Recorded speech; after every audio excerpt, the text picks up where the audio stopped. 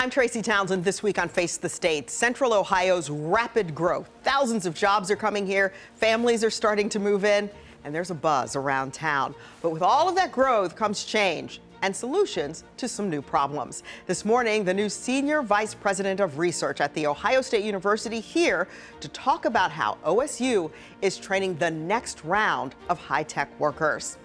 The battle over district maps, why a group asked the Supreme Court to throw out their lawsuit, and the changes being debated this week. Plus, should the government be allowed to mandate masks? One of our state's U.S. senators says no. Well, this morning, his colleagues across the aisle are questioning his reasoning.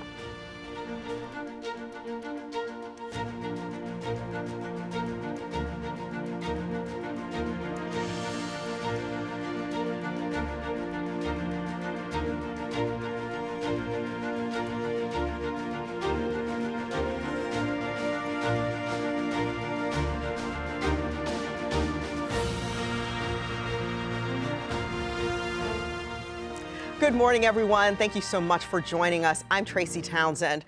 This is Face the State. We're going to talk about all of those controversial congressional districts and the mask mandates in just a moment. But first, let's talk about that big business boom.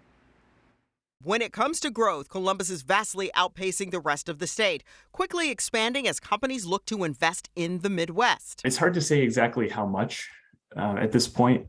But we do expect that the growth will be accelerated due to recent economic development announcements. But with all that growth comes new challenges. We need more support for people who want to purchase homes or to stay in their home.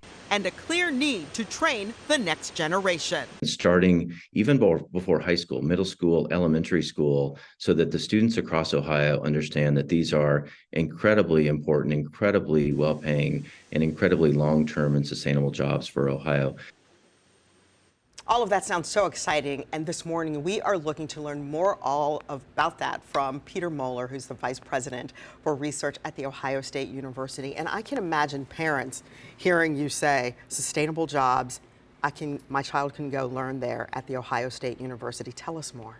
This is a once-in-a-lifetime opportunity for Ohioans. This is a once-in-a-lifetime opportunity for students, whether they're entering college or they're K through 12. We are going to see a massive, massive growth of jobs in this sector, semiconductors, microelectronics, so we need to be ready, and we need to be evolving our educational system to be able to do that, whether that's K through 12 or what we're doing at the university. So let's talk a little bit about that K through 12 evolution, if you will. Where does that need to start? I mean, I imagine our teachers need to be trained to teach differently. That's right. And so I think, one statistic that I hear often is 30% of the jobs by the end of this decade, we don't even know what those jobs look like, right? And so if you're someone that's in second or third grade, to be a teacher of those second and third graders, how do you teach and how do you prepare? So we are spending a lot of time with a program called STEAM Rising, that basically teaches the teachers, what are these jobs that we're going to see, what is the workforce going to look like, and how do we think about not just what's happening in Ohio State, but working with partners throughout the state, whether that's Columbus State University or a lot of our technical schools, to be able to better prepare that you may not necessarily want to do research in this area, but you may want to be in manufacturing, you want to be in learning or education. And so, let's fast forward to college. What's going to happen on campus? So a lot is happening at Ohio State, and a lot is happening with partners. So typically we might be at odds with a university in the school up north or at Indiana, but we've created at Ohio State a way to work with colleges and technical schools and community sites to be able to work together to create and scale the workforce that we're going to need. When we think about Intel over the next few years, thousands and thousands of jobs, some of them are going to require a master's degree or a PhD or an advanced degree. A lot of them are going to require a technical degree. So we need to think of this the way we think about training someone who might be specializing in nursing, and the types of demand that we have for nurses that we all know about, we're going to see the same thing in this technical area. So a lot of collaboration, a lot of new majors and minors, a lot of certificates, but things that we're doing at Ohio State today, you didn't even see 2 years ago. And so when you got into education, I mean, is this the sort of thing you could have imagined? This is, I would say this is a blast. And I think for all of us at Ohio State and partners around the region, this is a chance for Ohio State to continue to take the lead in an area that is going to dominate a lot of our economic sector for the next 20 or 30 years. We have had success, again, at Ohio State, but the success has been by working, again, across the state, across with our federal partners, to be able to make sure that we're not only addressing the workforce needs, but some of the things that are involved in research and development. So how is it that we can explore the new ways to develop the next level of semiconductor, the most advanced level, that we are able to compete with groups not only around Ohio, but that the United States can continue to be a leader in this area. Isn't it amazing that that's going to happen? I mean, sort of the hub is going to be here in Columbus. It is, and I think it takes, it really, it takes a group and a committed partnership of people to do that.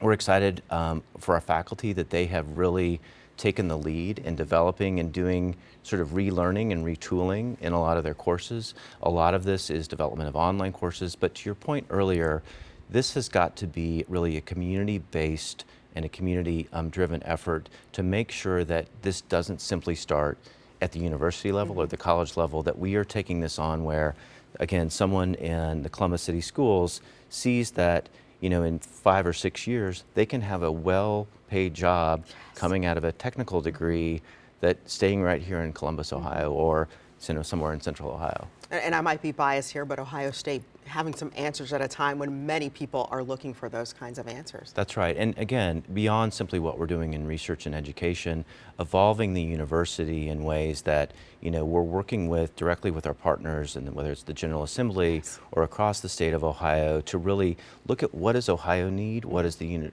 beyond what the university needs, what do the feds need, to be able to make sure that the United States and Central Ohio and the state of Ohio continue to be prosperous, and we're sort of at the tip of that sword. It's so great to hear, and we look forward to what's next. Thank you so much for coming in. Thank you so much. We appreciate that. All right, we're going to move on and talk more about this growth. It's projected that Central Ohio's population is going to grow by more than 3 million people in the next 30 years. Think about that.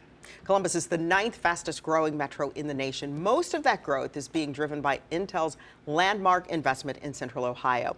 The tech company is building 2 new factories to make semiconductors. There's the potential for 6 additional plants to be built on the Licking County site. It spans 1,000 acres, construction well underway, marking 1 year yesterday since the groundbreaking, which, remember, it included a presidential visit. President Biden saying last year it's part of his larger plan to bring more manufacturing jobs back to the U.S. Folks, the future of the chip industry is going to be made in America. Made in America. Folks at home should know the manufacture of these semiconductors connects countless small businesses and manufacturers into a supply chain that's going to thrive, all because of this law. In fact, Intel is planning to hire 3,000 people, although it's not just limited to one company. It's estimated tens of thousands of jobs will be required to support the factories. Meantime, Google is adding an additional $1.7 billion to its Central Ohio investments.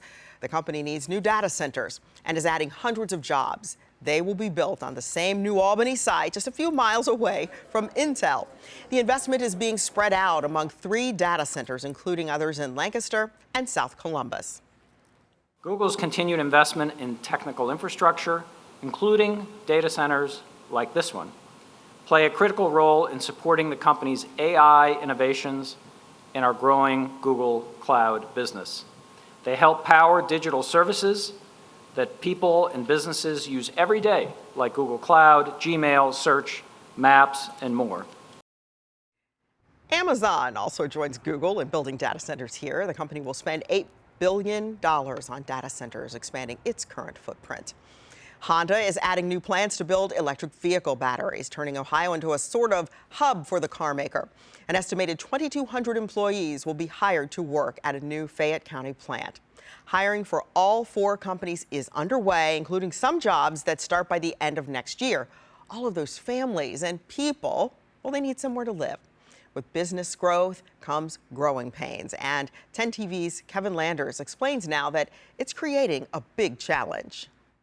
Central Ohio is booming as more companies move here and expand here. There's no better place in the world to see all of that happening than the Columbus region. Intel's an example of that in the semiconductor field. What Honda and LG are doing in electric vehicles.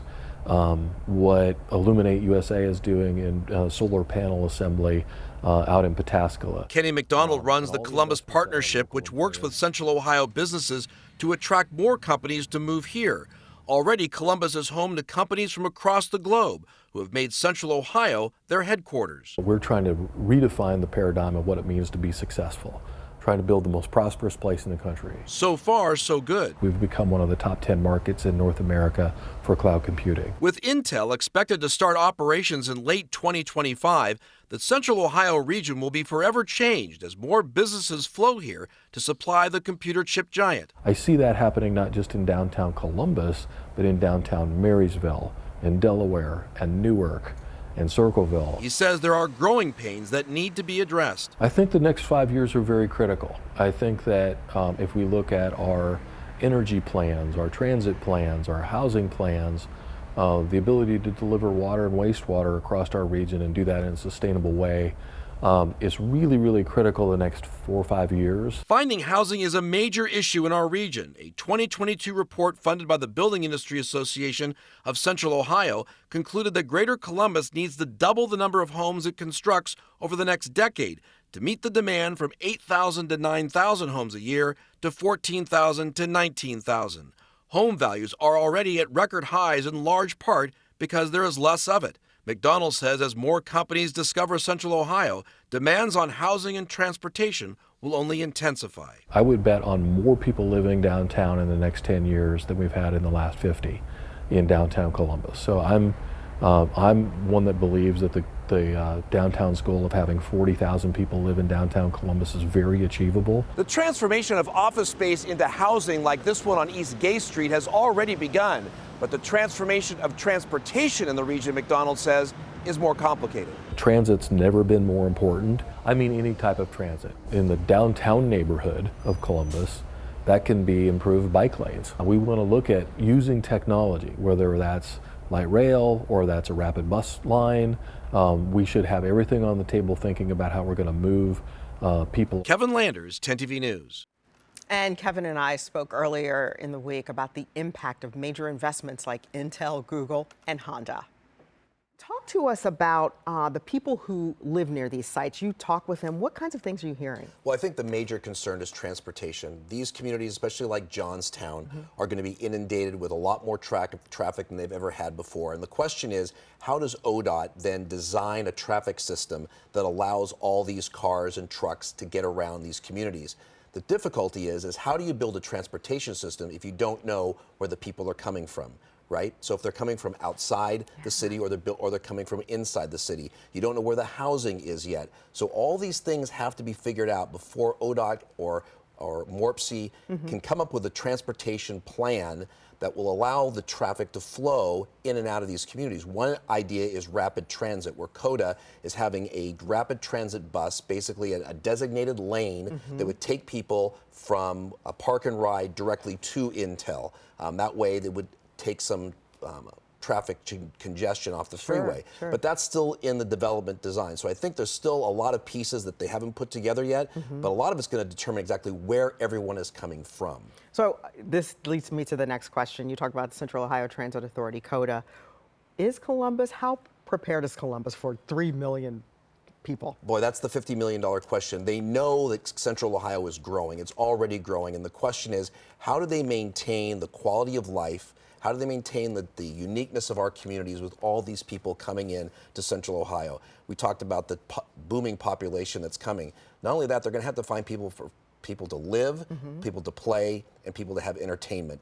Right now, Columbus downtown is already converting a lot of businesses, a lot of high-rise buildings into residential properties because they know people want to live downtown, they want to be close to their businesses. Sure. All these suppliers that are coming to support Intel are going to want to have office spaces. The problem is, do we have enough of those Class A office spaces, the modern office spaces that young workers want? They don't want to live in the older buildings, right? They want to have more amenities.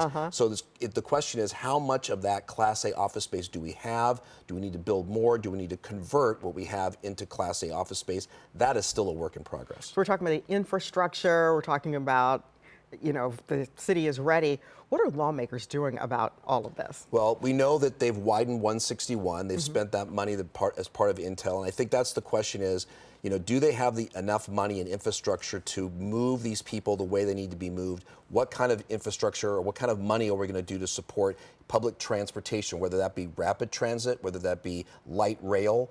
That's a question, you know, that taxpayers will have to ultimately decide who's going to pay for it. Because I think as you do this build out of Intel, I think the question is, how do we move these people from point A to point B? Not just from work to home, but also work to doctor's offices and things like that. As our population ages, people are going to want to rely more and more on public transportation to get to those places. And how are we going to use a mixture of transportation options to try to get everybody around? Well, modern day frontier expansion we have down here. Yeah, very much so. Wow. And of course, you heard Kevin mention the challenge of not having enough homes. There's also the explosive growth in prices. The median sale price in Columbus is up 135% in the last decade. And that's not keeping people from buying. The market is one of the top 5 in the country, with inventory at record lows and all the demand those companies are creating with new jobs. The quick rise in demand for housing is creating major problems for people who can no longer afford to live in Central Ohio. This fall, state senators are gathering to hear about the issues and look into solutions. Lawmakers are looking into problem areas, including the shortage of housing, rising inflation, taxes, and the highly competitive rental market. Republican State Senator Michelle Reynolds chairs the committee. And we know that it's been a crisis for a very long time, but there are a lot of issues. It's a very complex problem, and now is the time to actually have this very worthwhile conversation. So the point and the role of the committee is to really take a look and see what are some of the problems, what is the scope of the problem, and what is the role of the legislature as it relates to addressing this problem. Rent in Ohio increased by 10% over the last decade. As rents increase faster than incomes, many renters are finding themselves on the brink of eviction and homelessness. While more multifamily housing is being built, there are still not enough affordable rental units. We asked Senator Reynolds about some possible solutions. There's no silver bullets here, and we are listening and we are looking for those solutions. One of the things that we heard in our last committee meeting is that, you know, there are other states who have experienced this same exact issue, and they're similarly situated to, you know, our population, our demographics, like Austin, Texas, and they addressed it differently. And so I want to know what works, right? And what is the role of the legislature? What is the role of our local governments? What is the role of the landlord community, our tenants, our nonprofits, advocates? You know, so we need to look at this holistically. And what I'd like to do is reimagine housing in Ohio. I'd like us to build this mosaic and then determine what we all need to do, our little piece, to be able to make sure that we can make those fixes so that housing can be accessible, affordable, safe, and that people can live the American dream. The bipartisan committee of 5 state senators will continue to meet throughout the session. Ohio will keep its unconstitutional congressional maps for next year's election. The Ohio voting rights groups that brought forward challenges to change the maps this year asked the Supreme Court to dismiss its case. The court previously found the maps unconstitutional for unfairly favoring Republicans. They will need to be redrawn after the 2024 election. The legal dispute has now taken over 2 years. The state Supreme Court previously threw out 2 separate congressional maps and 5 sets of state house maps. A spokesperson for the group that challenged the congressional map says they want to focus on the state house and state senate maps. A committee will begin looking at district maps this week. All right, still to come this Sunday morning as cases increase, the debate over COVID masking is resurfacing. We cannot repeat the anxiety, the stress, and the non-stop panic of the last couple of years. That's what this legislation is about. End the mandates, end the panic, and let's get back to some common sense. Mr. President, I yield. Ohio's junior Senator J.D. Vance introducing legislation to ban federal officials from the elderly and those with underlying conditions may want to, as the cases increase, to wear a mask when they're in indoor settings, particularly when there are crowds. And I'm not talking about mandating anything. A very familiar face during the pandemic, Dr. Anthony Fauci, talking about the recent increases in COVID cases and the heated topic of mask usage. Nationwide, there are a few hospitals, schools, and a Hollywood studio requiring masks again. However, many health officials do not expect mask use to become a widespread practice. Ohio's U.S. Senator J.D. Vance wants to make sure the federal government cannot force that. His bill would ban federal officials from issuing mask mandates for schools, air travel, and public transit. It also prevents those institutions from refusing service to anyone choosing not to wear a mask. Senator Vance claims that masks caused problems for people and did very little to slow the virus. We've proposed some legislation that would stop that movement dead in its tracks. I don't begrudge anybody for getting anything wrong the last couple of years. I got things wrong about COVID. I'm sure nearly everybody did. But we have to learn from our mistakes and not try to repeat them. In 2023, we should not be imposing mask mandates on our country. Thursday afternoon, Democrats did oppose the bill, blocking Vance's hope for unanimous passage. The legislation must now work its way through committees before possibly returning to the full Senate floor. Senator Vance said when filing the bill, if that happened, it showed that Democrats plan to bring back masks, saying, quote, they must be planning to reinstate mask mandates. We asked Senator Vance's colleague, Ohio Democrat Sherrod Brown, about possible mandates. I don't know of anybody. The pandemic's pretty much over. I don't know of anybody that's in government or out of government that's suggesting mask mandates, so it's not something about to happen. We also questioned Senator Vance about the evidence he sees that Democratic lawmakers are planning to impose mandates again. If people don't think mask mandates are coming back, then why object to the legislation? If you don't think something's a problem, then why make it a problem by objecting to the legislation? That's all we're really asking the Democrats to do, is give people some assurance that these mandates aren't coming back. The problem here, the reason to do this, is that you do have a lot of federal bureaucrats and recent federal bureaucrats promising the return to mask mandates. A local official, Anthony Fauci, of course, until recently a very senior public health official, actually encouraging the return of mask mandates on national TV last week. You have local schools here in the D.C. area, federally funded, already reimposing mask mandates. So this is not an academic exercise. There are people trying to reimpose these mandates. We should stop it dead in its tracks. And look, I agree with Senator Brown. There's a bipartisan consensus here that COVID is over and we shouldn't bring back these mask mandates. The question is, are Democrats willing to do what is required of that bipartisan consensus by letting this legislation move through? Here in Ohio, there are measures in place limiting the government's ability to act during a pandemic. A state law now blocks the health department from issuing any kind of stay-at-home order. It also allows the 132 lawmakers in the State House to vote down health orders or emergency declarations without needing the governor's approval. This morning, take a look. COVID-19 still on the rise, but the good news is the rate of growth is starting to slow. The health department this week reported 8,600 new cases, which is an increase of nearly 800 from last week. Next, a roaring surprise for a Gahanna-Lincoln teacher, and there's a new face for Face the State.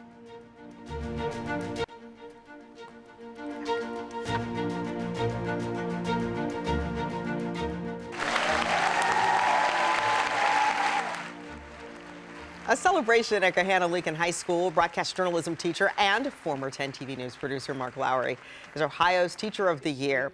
It's an honor awarded by the State Board of Education. Lowry started at the school 5 years ago.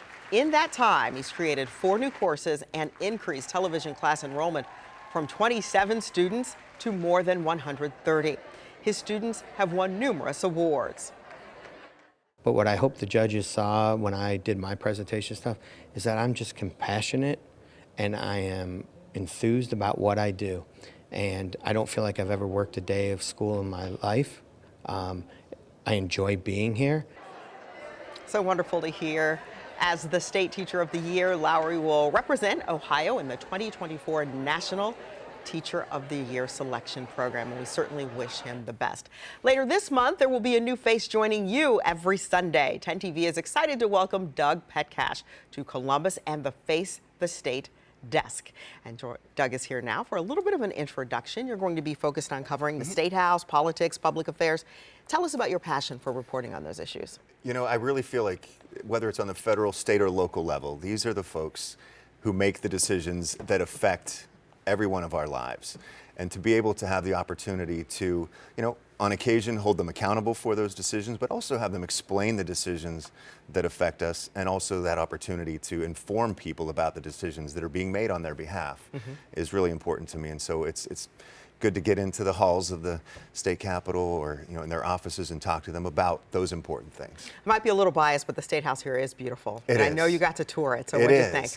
It's very different than the one in Idaho. The lower level, the underground with the brick archways, and it's a spectacular building. It really is pretty, and so many things to see there too, not just the politics, but the museums and the galleries and all of that. And to do there, people have wedding receptions and that sort of thing there too. It's a good place. Well, so you're coming to us from our sister station in Boise, Idaho. What have you learned about Central Ohio? Everybody wants to know that you love it here. I do love it here. I've been here 2 weeks so far, but have visited several times, and I've been really getting the opportunity to get out, explore the city a little bit. People have been very welcoming. I love that, and helpful. Hey, you got to check this out. You got to check that out. And you know, for 33 years of my career, I've been far from home, crisscrossing the country and whatever. I grew up in Pittsburgh. My family's still there. This was an opportunity to get a little bit closer, but not like right next door. Right, you know? right. I could take a 3-hour drive home to see mom and dad. And boy, just the opportunity to work with this team of dedicated journalists and, you know, passionate people who love their community. It's great to be part of that. Well, we're glad you're here. We welcome you, and we know Central Ohio will welcome you too. Looking forward to meeting a lot of people. All right. Well, thank you for being here with us today. We will see you next Sunday. And as I always say, have a great week.